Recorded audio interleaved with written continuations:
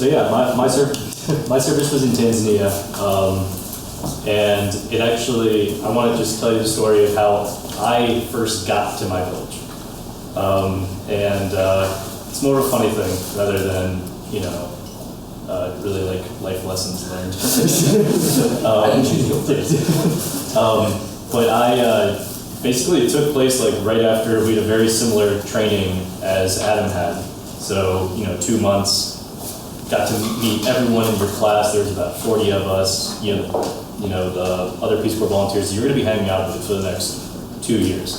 So finally, we have our day where we get assigned our villages, and it's like the sorting hat. Like no one really knows what's going on at all. It's just like, no one wants to go to Dodoma. No one wants to go to Dodoma. It's dry there. They don't have water. And so everyone's like, and so and they have this big map, and slowly but surely, names come off, and it's like me, this girl that I hadn't really talked to at all, Maria, and this other girl I hadn't really talked to at all, Kat, who we were all like, oh my God, we got Dodoma. And we all get, I'm like, I don't even know these people. And then we have a Tanzanian administrator come, and he talks to us, kind of like a brief introduction. The guy's name was Mr. John Tesha. So he would go and say like, Kat, you are in Borrego, and Borrego is beautiful. Borrego is on a mountain. It's the only place in the district that has water. It's so nice. And fruit trees everywhere. Sometimes you even get to see snow. And she, Kat's like, oh my God, that's great. Then my friend Maria, said, Maria, you're going to be in Mondo.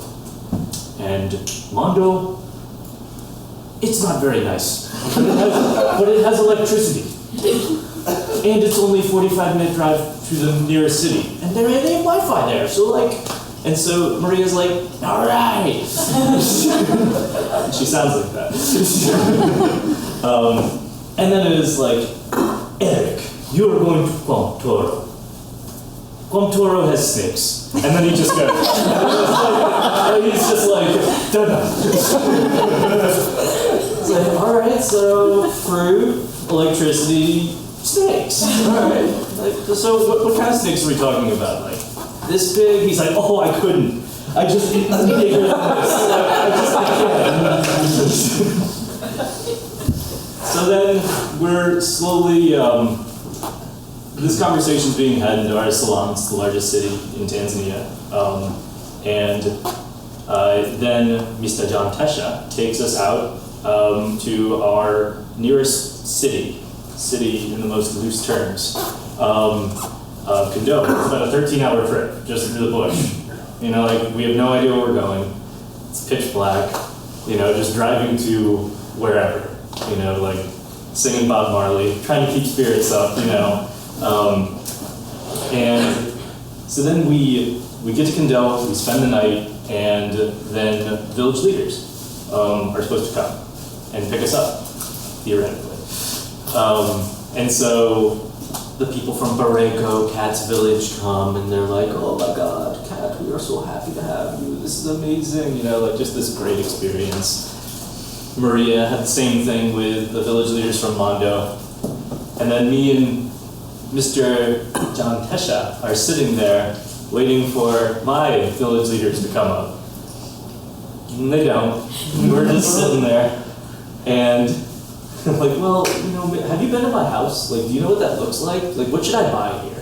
Because I just have a backpack right now. That's all I have. And he's like, maybe get a mattress, but I haven't been to your house yet. I don't really know what it looks like. I've never been to your village before. So we sit there, or let's look at the mattress. Maybe a pillow. And so I have my backpack, a giant mattress, and a pillow. We throw it in the back of his car, and he takes out his map. He's like, oh, how do we get to this village?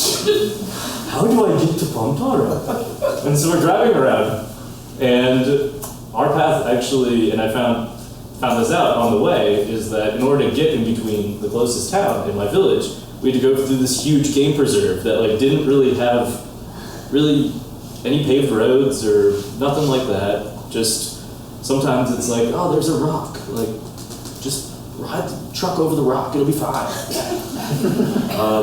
That's how we do it. And the entire time I just think that like, this guy's like, wow, this is crazy, it's so far away. Your village is so far away. Did you know this? I'm like, I didn't know. So then, sit there, and we finally get there. It's about sunset, and you know, John Tesha he's done with this experience. He's ready to get back to the city. So he's like, I'm pretty sure my wife is cooking me something back home. So I just think I should go. No idea where my house is. No idea where anything is. No one there that even recognizes that I'm coming. They're just like, oh, white guy. Like, what? Why are you here right now? So he like, we get to the one little restaurant in my village, and he sits down and gets me a bowl of chicken soup for the soul, you know.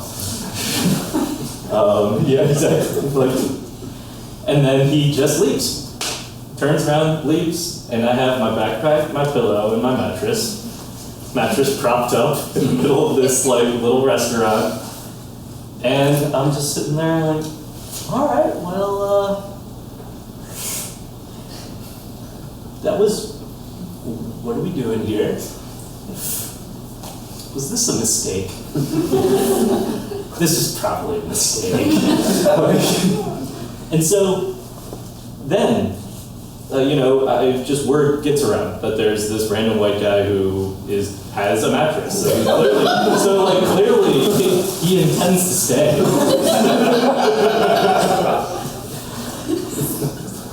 So then I'm sitting there, I'm really just like contemplating life completely, you know?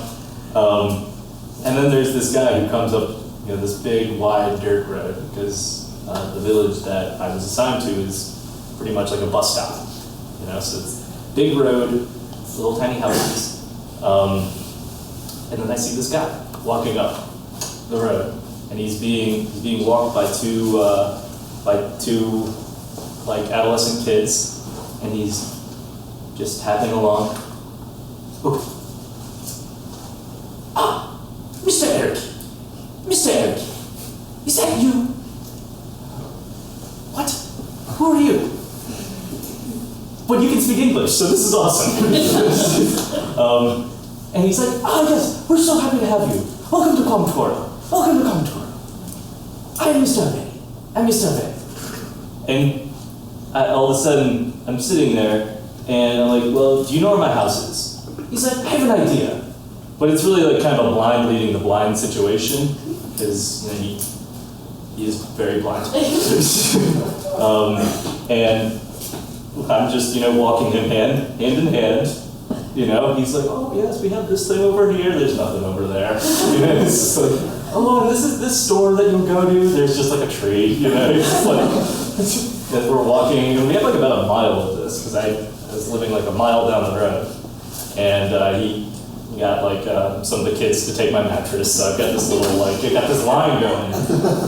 Like one guy's holding the pillow, two guys are holding up the mattress, and I'm holding this blind guy who's leading us to where we're supposed to go. Like, this is freaking surreal right now. And so I finally get to my house, and I was pretty happy with it. And he takes out the key, and then he starts singing like, you're not going to get it, man. Just like, I need my house. I need to have control over my life right now. So I take the key, wish everyone well, close the door, like crash on my mattress, and just think to myself, day one. All right, day one. And then I saw the snake. And the first one, and that's it. That's my story. Honestly, honestly, and then that place that was totally foreign to me, like, you know, that day, and I never thought that I would get over it, became, you know, the closest thing to a second home for me. You know, like I think about that. I think about that town. I think about that village every day. And I'll tell you, in that moment though, that was not where that's not where my head was at. So thank you.